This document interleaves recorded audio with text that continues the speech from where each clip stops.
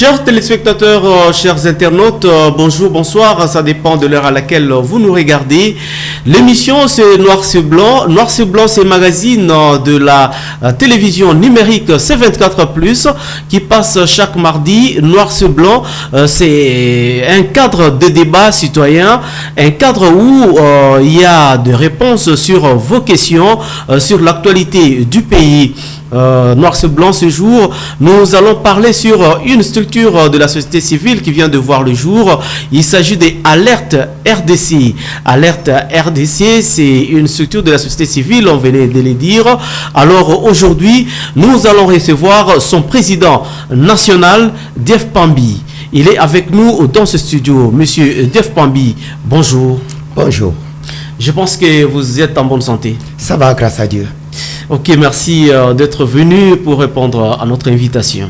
Tout le plaisir est pour moi. Merci beaucoup. Avec lui, nous allons parler de cette structure-là, Alerte RDC. Le jour et pourquoi ça a vu le jour seulement à quelques mois seulement des élections qui sont prévues d'ici le mois de décembre. Alors, monsieur Def Pambi, le samedi passé, vous avez fait la sortie officielle de la structure Alerte RDC. Alors, comment est-ce que vous avez eu cette idée-là de créer Alerte RDC? Bon, merci beaucoup, mon frère Jonely, d'avoir pensé à moi aujourd'hui. C'est selon l'heure à laquelle nous sommes suivis. Et Alerte RDC, en fait, est une structure. L'ensemble des structures, c'est une coalition des organisations qui ont décidé de pouvoir militer ou sinon lutter contre les antivaleurs dans le pays, dans la mesure où la situation du pays l'impose. Et Alerte RDC est une conséquence des réalités que nous avons vécues, que nous continuons à vivre. Et cette structure, et sa création en tout cas a été accélérée après le cadre réalité que nous avons vécu avec le MILAPRO, le ministère des laïcs protestants, que nous avions la responsabilité de diriger. Et ce qui s'y était passé avait désolé plus d'un. Et nous sommes restés perplexes, et pas nous seuls, plusieurs personnes. Nous avons claqué la porte du congrès de MILAPRO pour des raisons que nous avons évoquées, dont notamment la corruption et des irrégularités qu'on ne pouvait pas tolérer, surtout pas à l'Église. Alors, des jeunes, des mouvements citoyens qui nous suivaient, qui nous suivent encore de très près, parce que nous avons œuvré avec, notamment dans le cadre de forces sociales et politiques de la nation que nous avions initié en 2021. Et ces jeunes gens se sont sentis presque désemparés, et perdus de voir que le MILAPRO, qui constituait un espoir pour la nation, le MILAPRO ensemble avec le CALCC et les autres mouvements, constituait en tout cas un espoir pour la lutte dans le pays, dans le cadre de la défense des droits des citoyens et de la consolidation de l'état des droits, et des élections en même temps, et des élections, l'organisation des élections dans les meilleures conditions possibles, en tout cas des élections crédibles. C'est ainsi que, à la suite des discussions avec ces jeunes gens qui étaient très fâchés et d'autres serviteurs de Dieu et organisations de la société civile, nous avons décidé de créer Alerte. Mais pourquoi Alerte? Alerte parce que le pays est en alerte. Les signaux sont au rouge dans tous les secteurs de la vie de la nation, et le secteur de sécurité, l'éducation, la santé et l'alimentation, et tous les secteurs sont au rouge. Donc le pays, la nation est au rouge, et il fallait tirer la sonnette d'alarme. Et ceci nous a amené à créer cette structure. En fait, en réalité, on était en train de réfléchir sur l'appellation, une structure qui inclurait dans son appellation l'aspect religieux. Et on a pensé, puisqu'on était des laïcs, on a pensé qu'il y aurait un mot laïque. Mais ça doit être un laïcat assez différent de ce qu'on a vécu jusque-là, alternative. Mais il y a eu comme une inspiration qui nous est arrivée, et parlant, en fait, vous sentez un soupir au fond de vous-même, et c'est comme une voix qui vous souffle et qui vous dit alerte, alerte, mais sans trop savoir qu'est-ce que c'était. Et nous avons essayé de consulter certaines grandes personnalités, que je tais les noms ici, ils sont des grandes personnalités religieuses en l'occurrence, de réfléchir, et puis tout de suite, et sans vraiment réfléchir, à la seconde, quand j'ai présenté les deux propositions, alerte alternative laïque ou alerte, et c'était vite parti. Ils ont dit non, alerte, c'est très inspirateur, et je pense que ça serait plus facilement assimilable, et la situation du pays aussi l'imposait. C'est comme ça que je ramené aux amis, le membre fondateur, on a discuté et tout le monde était d'accord. Mais maintenant, il fallait prendre alerte, non seulement dans le sens du mot français ou quoi, mais il fallait une signification au-delà de cela. C'est alors qu'un grand exercice très intéressant a commencé. Je proposais aux amis, je dis, moi je vous propose deux mots. La première et la deuxième lettre, L, disons A et L, alternative et laïque. Alors vous complétez le reste. Je vous assure que c'était intéressant. Vraiment. Et à la conclusion, vous voyez quelqu'un qui vous dit, bon, président, moi je pense que c'est trop fort. Alors nous reposer un peu, on dort un peu, et puis au lendemain on va recommencer. Et c'était ça, et puis des propositions des uns et des autres, on est arrivé à l'appellation alternative laïque engagée pour la refondation totale de l'État. En tout cas. Voilà. Monsieur Dev Pambi, je suis très content de vous entendre parler et je voulais vous poser une petite question. La création des alertes, c'est la colère après votre départ du Milapro ou bien c'est quoi? Non, vous savez, dans la vie, moi je suis un croyant, je crois en Dieu et je sais que Dieu fait des choses à sa manière. Il ne nous demande pas l'autorisation. Et pour qu'une chose arrive, il faudrait qu'une autre ait déjà été. Et il y a des situations malheureuses qui peuvent arriver. Vous en êtes aussi une inspiration d'autre part. Et je vous ai connu dans une autre grande chaîne de la place. Et vous vous retrouvez ici. On ne parle pas de ça aujourd'hui. Vraiment. Mais il faut que quelque chose arrive dans la vie. Et peut-être que c'était la voie que Dieu avait choisie souverainement pour une structure d'une envergure beaucoup plus grande que Milapro, qui est juste confessionnelle de l'Église de Christ au Congo. Donc, et là, nous avons créé Alerte, qui n'est pas confessionnelle, c'est-à-dire nous ne répondons pas à une structure, à une autre structure au-dessus de nous, c'est-à-dire même dans nos actions, nous serons assez souverains et objectifs. Et il n'y aura pas de pression parfois politique des personnes, parce que il ne faut pas frustrer, il ne faut pas l'intérêt des uns et des autres.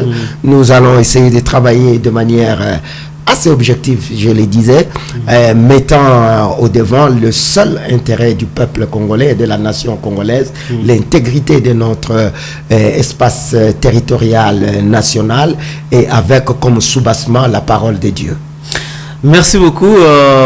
Avant de continuer, nous demandons du côté de la technique pour nous balancer une vidéo. Les Quinoises et Quinois ont rempli la salle des spectacles du collège Boboto. Ils sont venus prendre part à la sortie officielle de Alerte RDC. Les responsables de plusieurs structures de la société civile, les autorités politico-religieuses, ainsi que différents partenaires étaient aussi présents. Au cours de cette cérémonie, Crispin Landa, représentant des laïcs, a rafraîchi la mémoire de l'assistance sur l'origine du Congolais et la mission du laïc.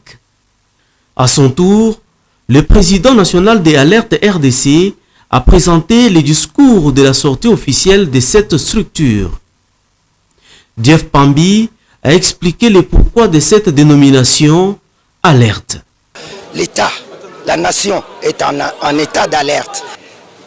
La situation sociale du pays, la situation sécuritaire du pays, le secteur de la santé, de l'éducation et tous les secteurs de la vie sont au rouge. C'est-à-dire qu'en état d'alerte. Vous verrez combien de jeunes veulent quitter le pays. Et pourquoi? Parce que le pays est en état d'alerte. Ainsi, il fallait sonner, tirer cette sonnette d'alarme.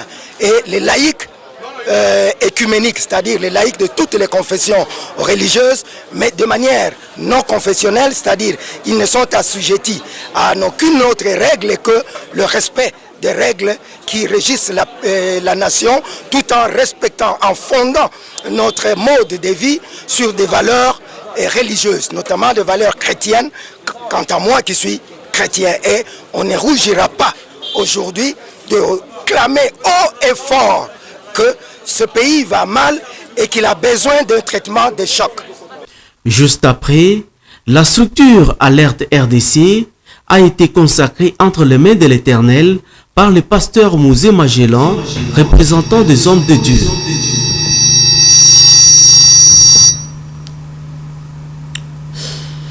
Merci beaucoup, chers téléspectateurs, chers internautes. C'était là le reportage de la sortie officielle de Alerte RDC, une structure de la société civile dont le président national est ici sur ce plateau avec nous.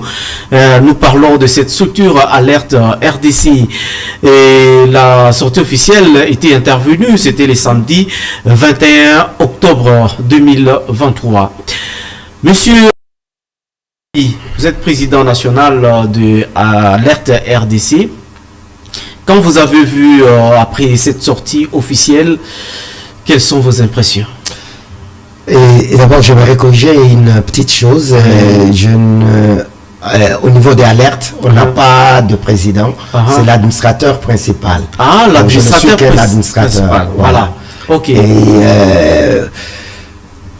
ce que j'ai vécu ces jours-là, ce samedi 21 octobre, restera marqué, gravé dans ma mémoire, comme une expression d'une population qui a soif. Soif d'un leadership éclairé, soif d'un leadership inspirateur, soif d'un leadership qui oriente, sur qui repose une confiance totale de la population. C'est-à-dire que le peuple congolais est à la recherche. Ce que nous avons vu là, ce n'est que peut-être un tiers de ce que nous aurions eu. Et si on avait organisé peut-être pas un tiers, le 1/5 ou quoi, ou un 10e de ce qu'on aurait eu, si on avait organisé cette manifestation dans un cadre beaucoup plus grand, et parce que croyez-moi, du côté des pasteurs seulement, il y avait plus d'un millier de pasteurs qui devaient y répondre. Et du côté de la jeunesse et des mamans, quand nous avons fait la tournée de contacts, de prise de contact au niveau seulement de Kinshasa, et dans Moamba, dans Tchangou, dans le Kunga, je vous assure que vous serez, je dirais pas émerveillé, mais choqué de voir, surtout quand j'étais à Kanluka, et j'avais demandé de rencontrer dans un cadre plus restreint au moins une vingtaine ou une trentaine de personnes, et là je trouvais plus d'une centaine de mamans, et après l'échange vous voyez des mamans qui faisaient couler des larmes.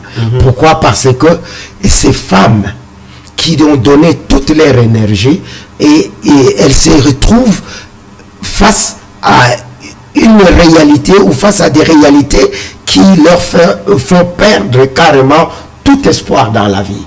Et dans les échanges, on se pose la question.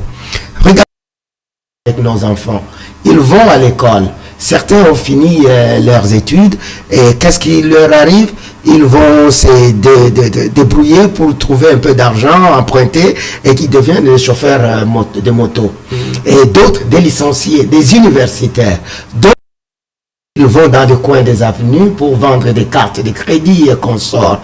Et aujourd'hui, la politique a pris en otage la vie de la nation. Qu'est-ce qu'on voit avec les jeunes aujourd'hui? Regardez. Pour qui doivent désigner 500 députés seulement, 500, il y a environ 24 000 candidats. Dit au monde, c'est extraordinaire. Donc à la fin, il y aura à peu près 23 500 qui vont errer dans la nature. Donc on les appelle comment? Les députés... des candidats. Il y aura 23 500 députés malheureux. Non, des candidats malheureux. Moi, je pense qu'au-delà de cela, et des candidats à quoi? Et tel que nous connaissons le système électoral de chez nous aujourd'hui, qu'on en dise quoi que l'on veut, et c'est un sacrifice qu'on fait de ces jeunes gens. Et il y a là près de 90% des jeunes. Et aucune nation au monde n'est pas la politique. Et ces gens qui dirigent le pays à tous les niveaux, je veux dire, les politiques dans l'ensemble, qu'ils soient dans l'opposition ou dans la majorité, ils veulent faire croire aux gens que c'est en venant dans la politique que vous avez la vie. Et désespérés, moi, au lieu de créer des cadres incitateurs pour que les jeunes excellent dans leur domaine de prédilection. Nous avons des jeunes gens qui ont fait l'ingénierie à gauche, à droite, qui ont fait la technologie, qui ont fait des mathématiques, qui ont fait la médecine, qui ont fait toutes des études dans tous les secteurs. Au lieu de créer des mécanismes, de créer le climat, de créer de voies et moyens pour que ces gens puissent s'exprimer dans leur domaine et qu'ils contribuent réellement au développement, à la transformation de notre société, d'abord de leur société. On leur fait croire qu'il faut venir à la députation parce que vous avez la possibilité de devenir député. Mais 24 000 candidats, mais combien de chances vous croyez que ces enfants ont? Et au-delà, et l'hypocrisie même de ces politiciens qui dirigent notre pays, c'est que, allez voir dans les listes électorales, et vous verrez qu'il n'y a aucun leader politique de ce pays-ci qui peut aligner un suppléant qui n'est pas de sa famille. Leurs membres de famille, mais ils ont attiré les autres jeunes simplement pour qu'ils atteignent le seuil et qu'ils montrent qu'eux, ils ont de la population derrière eux, alors sacrifier l'avenir de la nation, puisque la jeunesse, c'est la vie de la nation. Et comme je l'ai souvent dit, la jeunesse est la sève et la nourriture, et c'est elle qui constitue l'Église. C'est de l'Église. Et l'Église, elle, à son tour, est la colonne vertébrale de la nation. Qui fait en sorte que, dans ses enseignements, ceux qui suivent et dirigent dans le respect des normes, dans le respect des lois de la nature, dans le respect des lois établies et dans le respect des principes fondamentaux de la vie. Et cette Église aura joué son rôle parce qu'elle va servir de modèle, elle va servir d'exemple pour toute une nation, pour que cette nation-ci soit forte Or, dans notre pays, nous voyons qu'il y a inversion de valeurs. La corruption a traversé même les frontières de là où elle était. Elle a atteint le milieu qu'elle ne devrait pas. Et ça crée un danger réel pour notre société. Et nous pensons que Alerte a le de contribuer à la transformation de notre société par la sensibilisation, par l'éducation des masses. C'était ça la prise. Merci beaucoup. C'est ça la question qui devait venir. Vous pouvez nous dire l'émission des Alertes RDC? Oui, justement, la mission principale, c'est de contribuer à la sensibilisation, à l'éveil de conscience. C'est-à-dire que tant que individuellement et collectivement, nous n'aurons pas pris conscience de ce que nous sommes et de nos responsabilités vis-à-vis de nous-mêmes, vis-à-vis de notre société. Regardez ce qui se passe aujourd'hui où notre pays est agressé, mais tout le monde pense, du dirigeant au dernier citoyen, on pense qu'il faut aller courir à l'extérieur, que c'est l'extérieur qui va venir sauver nos populations. Et ça, c'est une aberration. Alors que la communauté internationale, là je veux dire le secrétaire général des Nations Unies, en passant par les grandes nations connues dans ces pays, comme les États-Unis, comme l'Union européenne, qui est l'ensemble des grandes nations, ils vous disent que c'est à vous à main. Mais nos dirigeants continuent à nous faire croire la communauté internationale qui viendra nous sort à l'est du pays, qui ont plus que je ne dis pas qu'on doit se rebeller contre le pouvoir établi, contre le gouvernement ou quoi, mais on ne doit pas qu'attendre d'eux, puisque sinon un jour on se réveillera et on n'aura pas de nation. C'est ainsi que nous saluons de nos frères et sœurs à l'est du pays, qu'on appelle les Wazalendo, qui ont décidé de prendre leur destin en main, de prendre le destin de leur main en toute personne qui essaye d'occuper illégalement notre pays. Et ici, nous voyons les pays agresseurs de notre pays avec leur groupe qu'ils ont créé. Il s'agit ici du Rwanda et de l'Ouganda, à travers le mouvement M23 particulièrement. Et les Wazalendo, vous suivez ce qui se passe à l'est du pays. Comment est-ce que ces compatriotes se battent pour récupérer les localités entières occupées par l'ennemi. Mais qu'est-ce qui s'ensuit? Puisque nouvelle, il y en a de ces localités qui étaient reprises par les Wazalendo, mais qui aujourd'hui seraient retombées entre les mains de l'ennemi. C'est là où le pouvoir en place, c'est là où l'État doit jouer son rôle régalien. Puisque l'État n'a pas réussi à ce stade-ci à sécuriser nos populations et que les populations ont elles-mêmes pris la chose en main, il faudrait l'État puisse venir en appui pour que, une fois des localités reprises par ces forces d'autodéfense, et que l'État mette en place le mécanisme pour sécuriser nos populations qui auront regagné leurs habitations.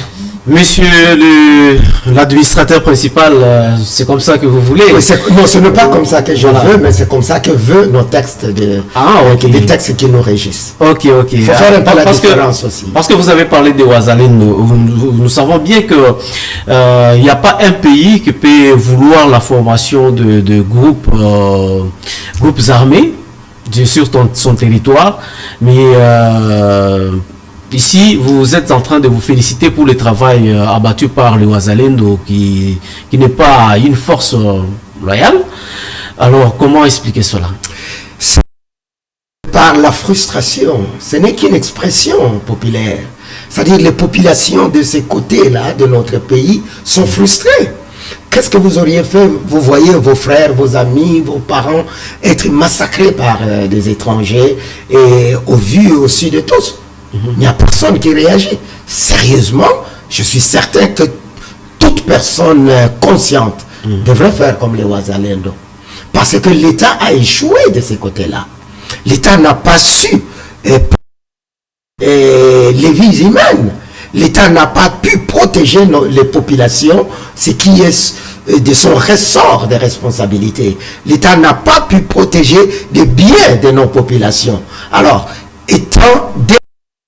ces populations n'ont pas trouvé mieux à faire que de s'organiser en groupe d'auto-défense. C'est dangereux à la fois. Nous nous en félicitons dans la mesure où ça met à nos mamans, en l'occurrence, de leurs larmes, notamment à l'est du pays. Elles ont trop pleuré, elles ont trop souffert, et leurs enfants voient souffrir, nous tous, voyons nos mères souffrir.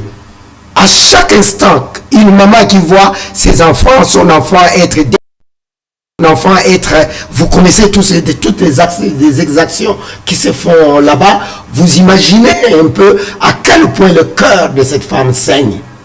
Et l'enfant qui voit sa maman dans ces conditions-là, je pense que le mieux à faire était que ses compatriotes se lèvent pour essayer tant soit peu de protéger les leurs, de se protéger eux-mêmes là où le gouvernement, le pouvoir, l'État a échoué. Mais la plus grande difficulté, c'est l'inconnu d'après cette situation. Qu'est-ce qui va arriver après? Puisqu'il y aura où on devra faire des comptes. La guerre est terminée, tout le monde est rentré à la maison. Qu'est-ce qu'on va devoir faire? Les combattants de fortune, comme je dirais, qui, malgré eux, équipés de manière tout à fait rudimentaire au départ, mais qui se renforcent progressivement, toutes ces armes qui sortent, il faudra encadrer ces troupes-là. Parce que sinon, et c'est même nous saluons aujourd'hui le courage, risqueront de créer une autre situation qui sera difficile, encore plus difficile à gérer, parce que ce sont des nôtres, ce sont des Congolais, mais qui auront gardé des armes chez eux. Et est-ce qu'on va les récupérer pour les brasser dans l'armée régulière, ou on va les remercier et les intégrer dans le processus de DRS, ou alors c'est une situation très complexe. Quelqu'un dirait que non, battons-nous d'abord, récupérons d'abord notre pays, c'est vrai, mais il faut savoir prévenir aussi ce qui va venir après. Et puis il y a une question qui me vient à l'esprit, au cas où le gouvernement n'arrivait pas à répondre favorablement à toutes les revendications, les Wazalendo, aussi au cas où les Wazalendo arrivaient au terme de leur mission. Alors, qu'est-ce qui va encore s'en suivre? Vous ne voyez pas que ça sera M23 bis? Et bon, peut-être pas M23 bis, mais ça sera réellement une problématique très sérieuse qu'il faudra résoudre, mais il faudra le faire maintenant. Il faudra commencer déjà à réfléchir, c'est-à-dire que l'État doit, d'abord, avant d'avancer, il faut au M23. Le M23 n'est pas congolais. Le M23, c'est une invention étrangère. C'est le Rwanda, chez nous, qui a instrumentalisé quelques compatriotes, mais en fait, c'est l'armée rwandaise et l'armée ougandaise qui combattent chez nous, ou qui combattent chez nous en utilisant quelques brebis galeuses congolaises. Donc, il ne faudrait pas comparer cette force-là, cette force négative au Wazalendo. Et le fait qu'on ait cette force d'autodéfense des Wazalendo, ce n'est pas vraiment une situation encourageante, parce que ça ne revient pas aux citoyens de... C'est d'ailleurs prohibé dans notre constitution. Mais à l'impossible, nul n'est tenu. Les gens qui voient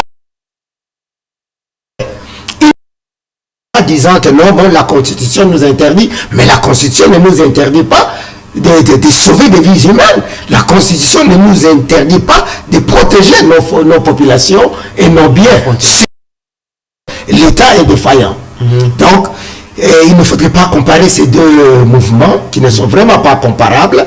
Mais qu'à cela ne tienne, il faut retenir que c'est une problématique réellement à prendre en compte, parce que ça est difficile après que cette situation est arrivée à terme, c'est-à-dire la guerre terminée, comme je le disais, et un mécanisme devra être réfléchi déjà maintenant pour que demain ne soit pas plus compliqué qu'aujourd'hui. Donc le gouvernement doit déjà mettre tout en place pour prévenir des problèmes qui vont suivre. Absolument, qui pourront surgir après si la situation n'est pas bien gérée. Dire que c'est pris des armes. Ils ont maintenant l'arme des militaires. Il faut être passé par là pour savoir ce que c'est. Et quand on a une arme de militaires, depuis ce bas âge-là, et il faut pour les plus jeunes en tout cas, et pour les réintégrer dans le système civil, dans le monde civil. Et il faudra les brasser dans l'armée régulière, avec toutes les conséquences qui pourront s'en suivre, notamment une sorte de discipline militaire qui ne suivrait pas réellement, parce que l'armée doit suivre, un militaire doit suivre un cursus qui l'éduque. Et en tant que militaire, il y a une discipline à observer en tant que militaire. Il y a des choses qu'on peut et qu'on ne peut pas faire. Or, les Ouazalènes ne sont pas, et les autres forces, bien sûr, les autres groupes d'autodéfense, et ne sont pas reçu cette instruction militaire avec toute la discipline qui va avec. C'est ce qui va poser ou qui pourrait poser problème. C'est là où le DDRS devrait être important. Mais là encore, c'est une autre problématique.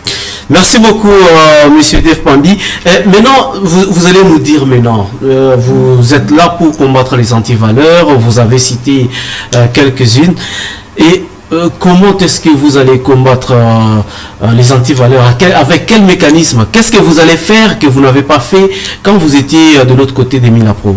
Bon, le Milapro, ses objectifs, qui ne sont pas totalement ceux de Alerte, et puis le cadre Milapro n'est pas le même que nous avons avec Alerte. Le cadre Alerte est c'est un cadre un peu plus large et qui a des prérogatives et qui pourra, je voulais dire, travailler de manière plus libre, parce qu'il n'y aura pas une force mécanique au-dessus des alertes qui posent certaines réalités. On les vivrait dans une structure confessionnelle qui est parfois obligée à faire certaines choses, même contre la volonté même des animateurs, parce que les chefs hiérarchiques peuvent, pour des raisons quelconques, et même pour des raisons qui ne sont pas vraiment d'intérêt général, mais ils peuvent vous imposer certaines choses, certaines réalités. Or, c'est un débat citoyen, c'est un débat démocratique, un débat objectif pour défendre exclusivement l'intérêt de la nation. Et cela nous permet d'être plus efficaces sur terrain, parce qu'on ne subit, bon, à part des pressions normales, mais on ne subit pas un dictat quelconque. Nous réfléchissons de manière sereine, indépendante et objective. Nous levons des options dans le sens de l'intérêt de nos populations, exclusivement l'intérêt de nos, la défense de l'intégrité de notre pays, et nous passons à l'acte suivant les réalités en face, parce que chaque problème a sa solution. Tout problème n'a pas la même solution. Et s'il faut résoudre le problème, en l'occurrence des élections, avec le danger qui plane, des élections assez hypothétiques, et cette problématique ne sera pas résolue de la même façon que la problématique de la corruption. Donc il y a beaucoup de mises en place et nous avons prévu des coordinations dans chaque secteur de la vie. Il y aura une coordination qui s'occupera avec une autonomie quasi totale d'action, qui s'occupera du secteur de l'éducation, du secteur de la sécurité même, du secteur politique, où à l'intérieur on a des questions électorales, des questions de moralité, de l'éthique politique, et il y aura de la santé, c'est-à-dire globalement il y aura chaque secteur de la vie, et cette coordination aura pour mission spécifique de manière spécifique sur ces secteurs-là de la vie de la nation, de pistes de solutions et à la limite selon les besoins. Ok, mais pourquoi la sortie officielle de Alerte seulement à quelques mois seulement des élections? Mais parce que le besoin s'est fait sentir en ce moment-ci. Et il fallait juste trouver un moment. Et d'abord, je vous disais, tantôt, je disais que il y a eu, pardon, cette situation qu'on a vécue avec au synode de l'ECC en août et qui a précipité, qui nous a poussé, parce que l'idée de nous mettre ensemble, de mettre ensemble laïcs de toutes les confessions religieuses ne date pas d'aujourd'hui. Et vous vous souviendrez qu'en 2021, nous nous sommes mis ensemble, les laïcs catholiques et protestants, et on a fait appel à d'autres forces sociales et politiques de la nation communes et des actions spécifiques sur des points bien précis. Mais la situation a évolué dans la mesure où Nantes avait des intérêts qui n'étaient pas les mêmes que d'autres. Nous sommes la société civile et il y avait des politiques et les politiques, eux, veulent conquérir le pouvoir. Or, nous, la société civile, notre objectif, ce n'est pas de conquérir le pouvoir. C'est là de petites difficultés dans le cheminement de dans le parcours qu'on a eu ensemble. Mais ici, on sent tous un idéal. C'est-à-dire cet idéal, c'est d'abord la transformation de notre société, la refondation de l'État, la prise de conscience individuelle et collective du Congolais. Chacun doit connaître ses responsabilités. Vous devez savoir d'autres qui viendra faire à votre place, qui viendra sauver votre pays, votre nation, votre village. C'est d'abord vous le responsable numéro un. Vous devez vous abstenir de la corruption. Et on est basé sur la parole de Dieu. Faites à l'autre ce que vous voulez qu'il vous soit fait à vous-même.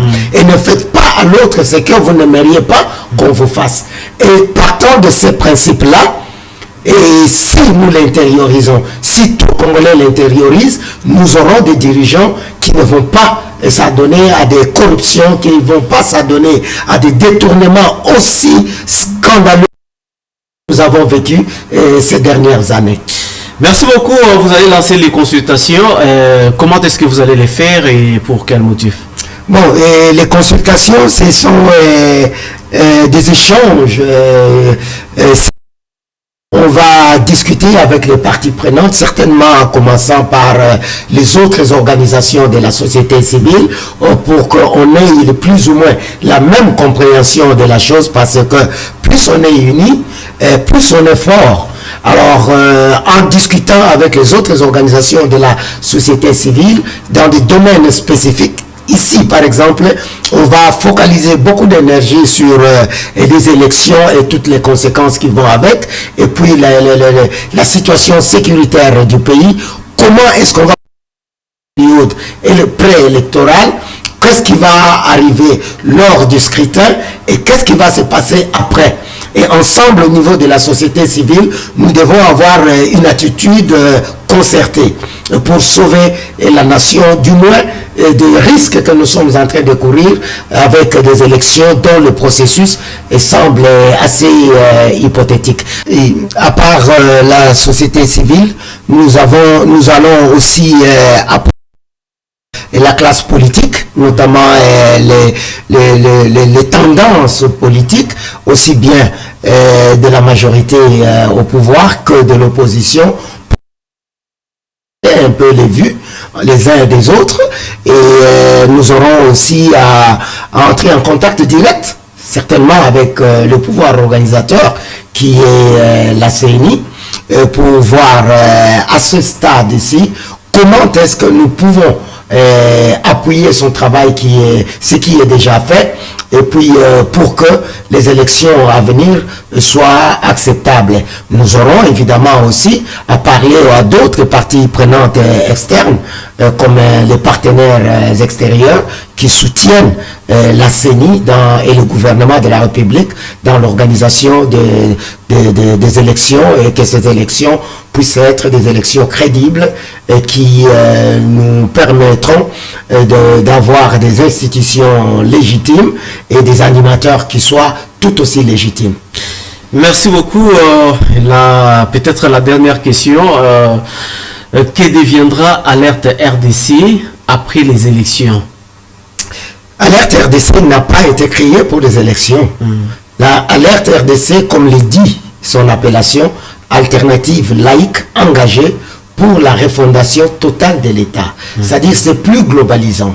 Nous allons plus axer nos actions sur le changement de mentalité.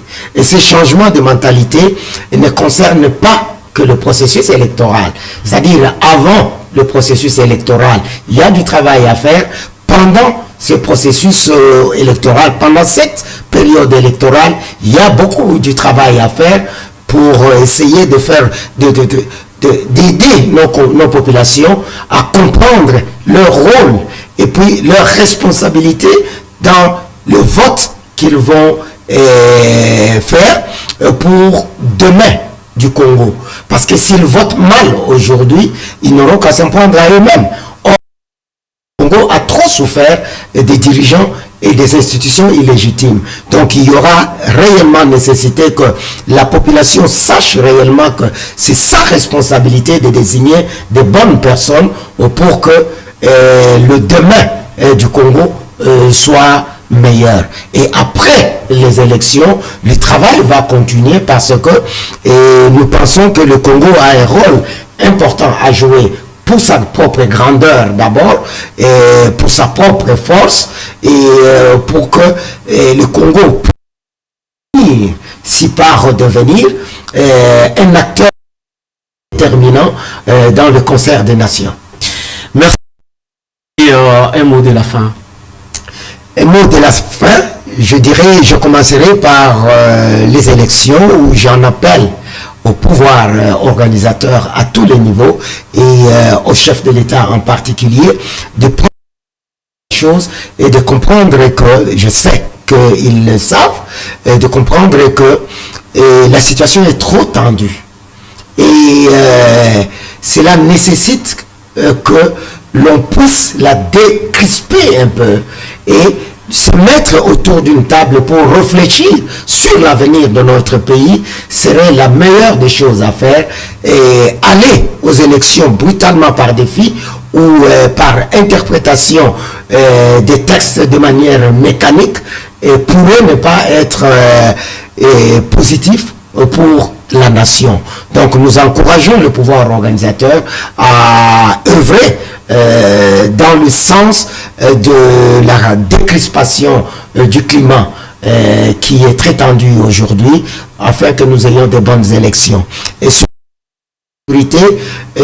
nous encourageons toujours le gouvernement de la République à pouvoir redoubler d'efforts pour que la paix revienne chez nous. Et là, je vois la paix à l'est du pays, dans la province de l'Ituri, du nord Kivu, du sud Kivu, mais pas seulement. parce que il y a cette situation qu'on est en train de vivre aujourd'hui à l'ouest de notre pays, notamment dans la province anciennement appelée l'espace Bandundu.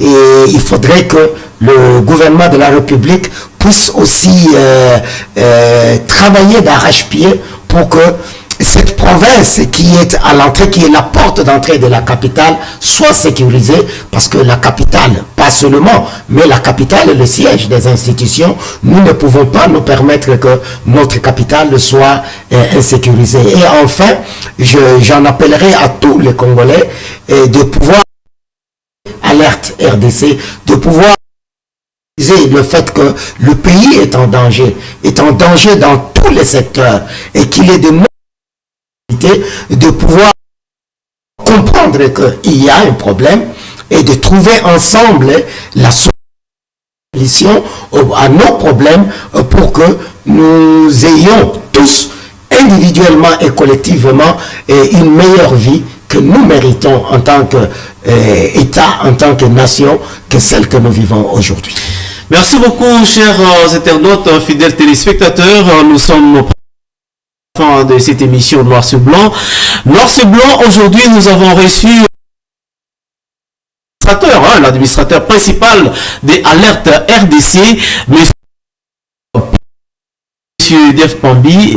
Merci d'être venu. C'est moi qui vous remercie et je vous salue et je salue ces beaux cadres, c'est extraordinaire.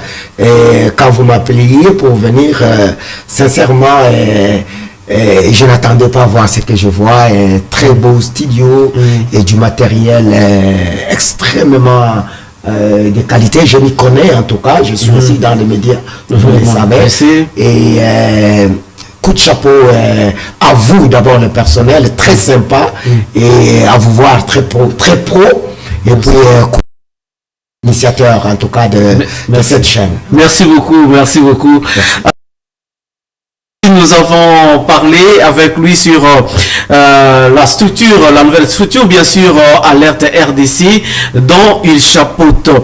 Merci et au prochain numéro de Noir sur Blanc sur la télévision numérique C24+.